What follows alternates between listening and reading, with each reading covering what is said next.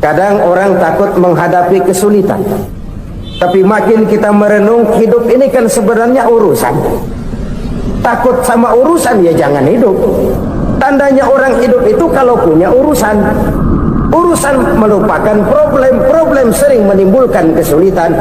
Kesulitan bukan untuk ditakuti, tapi untuk diatasi dan dicarikan jalan keluarnya. Siapa sih orangnya yang gak pernah sulit-sulit? Makin tinggi status sosialnya, makin gede urusannya. Makin tinggi kualitas imannya, makin berat tingkat kesulitannya. Cuma memang yang namanya enak itu seperti pelangi. Biang lala itu nggak pernah di atas kepala kita, di atas kepala orang melulu. Lo sih enak lo, kata kita. Dia juga bilang enak kan lo. Pelangi itu nggak pernah di atas kepala kita. Kata tukang beca, aduh enak ya naik Mercy. Kata tukang beca, apa yang di dalam mobil Mercy? Aduh enak bener tukang beca, di jok ngeringkuk ngorok pules bener.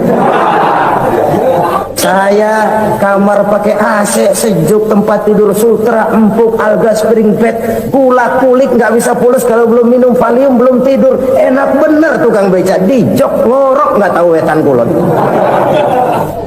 Si tukang beca bilang yang di Mercy enak, yang di Mercy bilang tukang beca enak. Inilah enak, nggak pernah di atas kepala kita, di atas kepala orang lain melulu enak itu.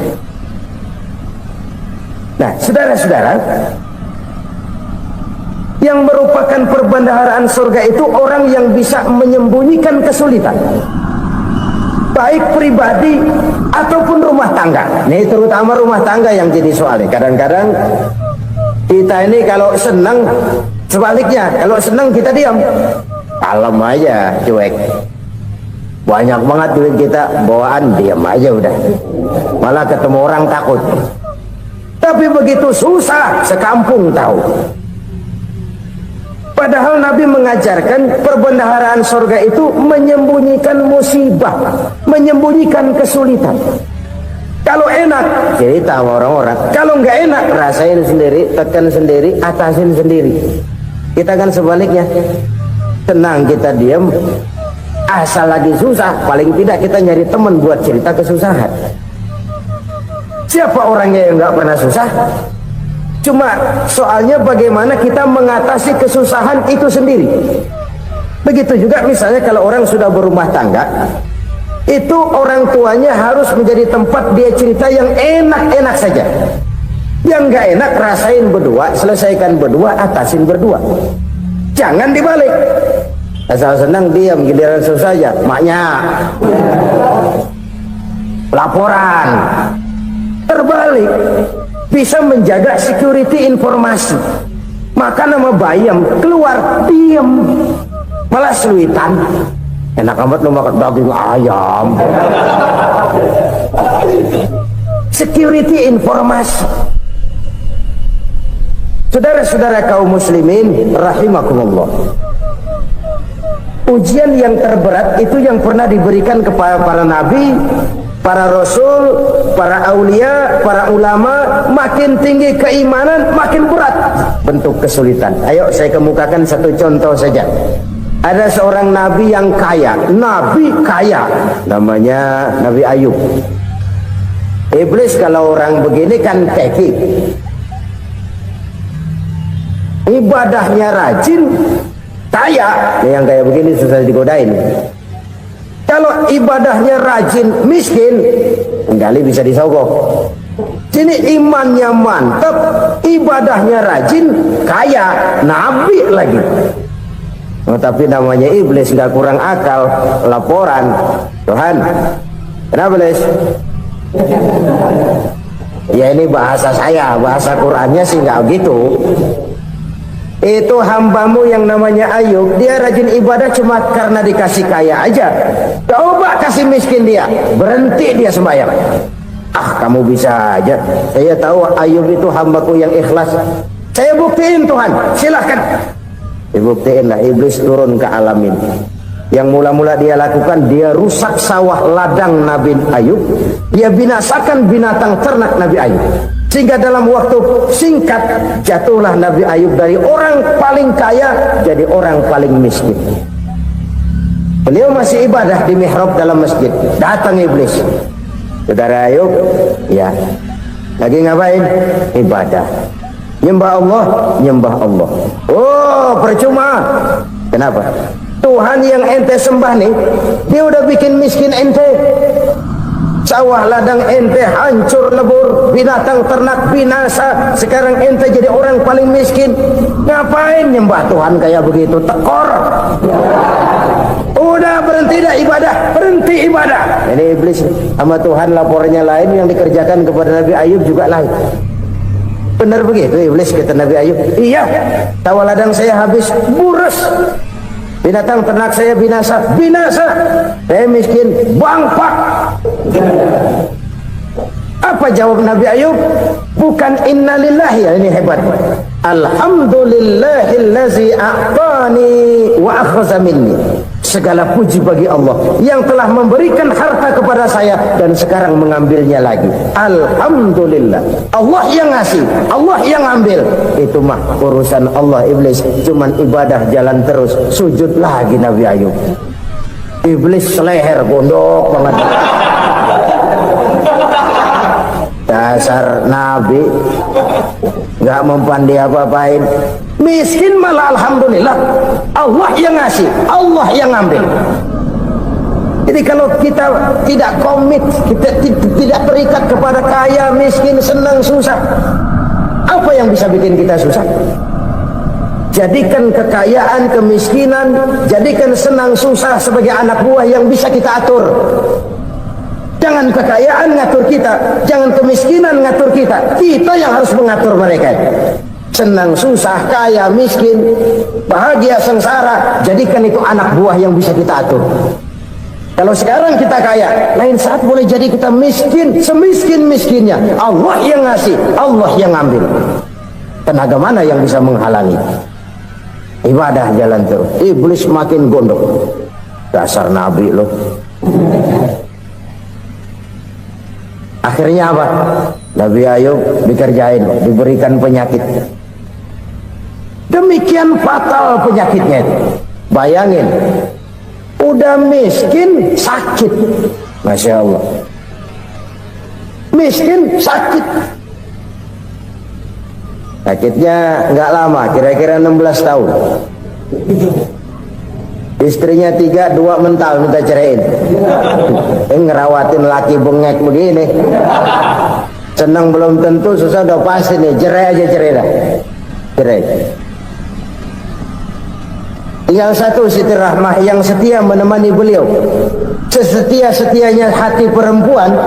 Satu saat Siti Rahmah bilang, "Bang, iya, abang kan Nabi bang. Lalu namanya Nabi kan doanya jarang meleset bang. Maksud kamu minta kenapa sih sama Tuhan biar abang sembuh baik dah bang?" Siti Rahmah, iya. Saya sakit berapa tahun sih dah? 16 tahun bang. Sebelum ini saya sehat berapa tahun? Ya kira-kira 60 tahun bang. Nah coba ente banding-bandingin Rahmah. Saya dikasih sehat 60 tahun, dikasih sakit 16 tahun. Sudah nggak sabar mau doa kepada Allah minta sembuh. Saya malu kepada Allah. Diuji dengan yang luar biasa seperti ini, tidak mengganggu stabilitas kehambaannya. Dia tetap menghamba kepada Allah Subhanahu wa ta'ala. Saudara-saudara kaum muslimin rahimakumullah, kunci menghadapi kesulitan itu apa? Allah jelaskan dalam satu ayat, wa basyiris sabirin alladzina iza asabathum musibah qalu inna lillahi wa inna ilaihi raji'un. Gembirakan orang-orang yang sabar. Siapa mereka itu? Yang apabila mendapat musibah mereka kembali kepada keyakinan dasar, segalanya dari Allah dan segalanya akan kembali kepada Allah. Ini konsepsi dasar dari sikap muslim dalam menghadapi berbagai kesulitan. Segalanya dari Allah, segalanya akan kembali kepada Allah. Kalau ini sudah kondisi dasarnya, maka kita akan lapang menghadapi kenyataan bagaimanapun pahitnya. Apakah itu namanya miskin, apakah itu namanya sakit, bahkan maut sekalipun, segalanya dari Allah, segalanya akan kembali kepada Allah. Ini sikap hidup, bukan sekedar ucapan. Kita kadang-kadang menjadikannya sebagai ucapan. mulutnya sih nggak berhenti, innalillahi wa inna ilaihi rajiun, tapi nangisnya terus gerung-gerungan. Bukan itu, ini kesadaran moral. Kalau segalanya dari Allah, segalanya kembali kepada Allah, kan sebenarnya cuma nunggu giliran. Hari ini saya nyembayangin dia, entah hari apa saya disembayangin orang. Hari ini saya antar dia ke kubur, entah hari apa orang nganterin saya ke kubur. Hari ini saya tahlilkan dia, entah nanti kapan orang tahlilkan saya. Segalanya dari Allah, segalanya akan kembali juga kepada Allah.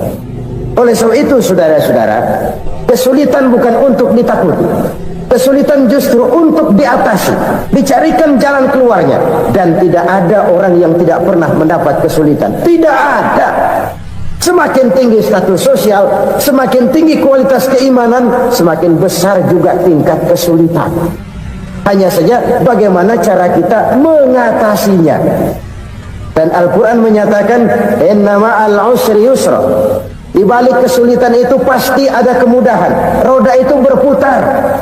Karena itu Rasulullah sallallahu alaihi wasallam mengingatkan kepada kita, ta'arraf ila Allah fir raha ya'rifka fis shiddah. Ingatlah kepada Allah di waktu kamu senang, supaya Allah ingat kepada kamu di waktu kamu susah. Kalau waktu senang kita ingat kepada Allah, kita susah, Allah tidak akan meninggalkan kita. Tapi kalau waktu senang kita jauh dari Allah, sujud tidak sempat, dengan masjid jauh, ketika senang kita lupakan Allah, nanti begitu kita susah, Allah lupakan kita. Dan itu menyakitkan. Oleh karena itu orang-orang tua kita dulu bilang, kalau lagi sehat ingat-ingat lu bakal sakit nanti. Kalau lagi kaya ingat-ingat satu saat kita bakal jatuh miskin. Bahkan kalau lagi muda ingat-ingat kita bakal tua. Dan yang terpenting kalau lagi hidup ingat-ingat kita bakal mati. Saudara-saudara kaum muslimin rahimakumullah. Jadi yang kedua yang merupakan perbendaharaan surga, menyembunyikan musibah. Saudara-saudara kaum muslimin rahimakumullah. Hal ketiga yang merupakan perbendaharaan surga adalah wasilatur rahmi. Orang yang suka bersilaturahmi. Sebagaimana yang kita maklum bahwa manusia adalah makhluk yang disebut zon politika, makhluk sosial yang tidak mungkin hidup sendiri-sendiri. Betapa dan siapapun kita memerlukan orang lain. Bodoh betul manusia kalau tinggal di tengah masyarakat tapi tidak mau bermasyarakat. Merasa hebat sendiri, pintar sendiri, gagah sendiri, kaya sendiri. Mungkin kalau mati juga ngubur sendiri. Jangankan kita di sini, di sorga saja Nabi Adam waktu sendirian bengong melulu, mondar mandir. Allah tegur dam sepi dam. Ya ini kalau bahasa saya. Iya Tuhan sepi ini nggak ada coret-corekan pisan ini. Diciptakan Siti Hawa baru anteng Nabi Adam. Itu di surga. Cobalah. Umpamanya saudara tinggal di Jakarta nih. Kayak bener. Apaan aja di Jakarta punya saudara deh. Jembatan Semanggi ambil, Monas buntel bawa pulang, hotel-hotel ambil semua. Cuman tinggal di Jakarta sendirian, apa enaknya? Betapa dan siapapun kita perlu orang lain. Tidak ada seorang pun yang bisa memenuhi kebutuhan hidupnya secara sendiri-sendiri. Nah, Islam telah menyelamatkan manusia dari ras diskriminasi, mengikat manusia dengan persaudaraan yang berlandaskan kepada akidah. Karena itu dianjurkan bersilaturahmi. Bahkan Nabi menyatakan, man arada ayyubsata lahu fi rizqihi wa yunsa'a fi atharihi falyasil rahimah. Siapa yang kepengen diluaskan rezekinya dan dipanjangkan usianya, banyaklah ia bersilaturahmi. Siapa yang kepengen dimudahkan rezekinya, hendaknya ia banyak bersilaturahmi. Kalau banyak teman, kesulitan kan paling tidak ada tempat cerita. Udah susah sendirian, kita pikirin diri, nggak ada tempat tukar pikiran. Cepet banget sama bengek. Dilawan sendiri. Nah, secara makro kita bisa berkata tidak mungkin ada kemenangan kalau tidak ada kekuatan. Tidak ada kekuatan kalau tidak ada kesatuan dan persatuan. Tidak mungkin ada kesatuan dan persatuan tanpa semangat silaturahmi. Kalau umat Islam mau menang, dia harus kuat. Kalau umat Islam mau kuat, dia harus bersatu. Kalau umat Islam mau bersatu, dia harus membudayakan silaturahmi ini. Bahkan sampai-sampai kata Nabi, kalau bisa cari nilai tambah. Apa? Silman qata'ak. Bersilaturahmilah kau kepada orang yang marah denganmu. Masya Allah, indahnya ajaran agama kita. Orang yang marah pun kepada kita, kata Nabi, kalau bisa bersilaturahmilah kepadanya, kepada orang yang marah itu. Di situ nilai tambah. Cuman jujur nih, hadis ngucapinnya gampang, ngamalinnya yang berat banget. Orang marah sama kita, kita disuruh silaturahmi. Ada apa sama lu? Lu marah, ada gua marahan lagi. Kan gua pikirin. Saudara-saudara kaum muslimin rahimakumullah. Tapi ini yang diajarkan, bahkan ini yang dicontohkan oleh baginda Rasul. Bagaimana begitu mudah, misalnya satu saat Abu Jahal ini ngatur strategi bagaimana bikin Muhammad celaka. Dia gali lubang di depan tempat tidurnya. Dia tutupin daun korma. Terus dia panggil seseorang, ke sini. Kasih tahu Muhammad, pamannya sakit keras, minta ditengokin. Berangkat orang ini ke sana. Muhammad, labbaik. Pamanmu sakit keras, dia minta ditengokin. Baik, saya akan datang menjenguk beliau. Berangkatlah Nabi ke rumah Abu Jahal tanpa prasangka apapun. Abu Jahal udah pasang stil, selimut 3 rangkap setengah dipakai, persis kayak orang meriang. Tapi sembari ngintip dari balik selimut. Begitu Muhammad buka pintu, nah masuk perangkap nih. Muhammad jalan menuju tempat pembaringan. Makin lama makin dekat, makin lama makin dekat, makin dekat ke lubang yang dipasang oleh Abu Jahal itu. Dalam hati Abu Jahal, terus dah jatuh, mampus dah lu ini. Mampus lu hari ini nih. Apa yang terjadi?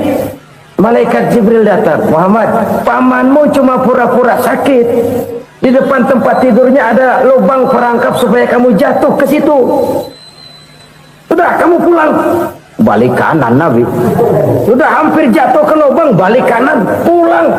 Bayangin kecewanya Abu Jahal. Muhammad dikit lagi, Muhammad dikit lagi. Enggak, paman, saya pulang aja. Emosi bangun dari tempat tidur, enggak sadar kalau lagi pura-pura sakit. Lompat ngejar Nabi, dia lupa dengan lubang yang dia gali. Pusrah, nyemplung sendiri ke dalam lubang.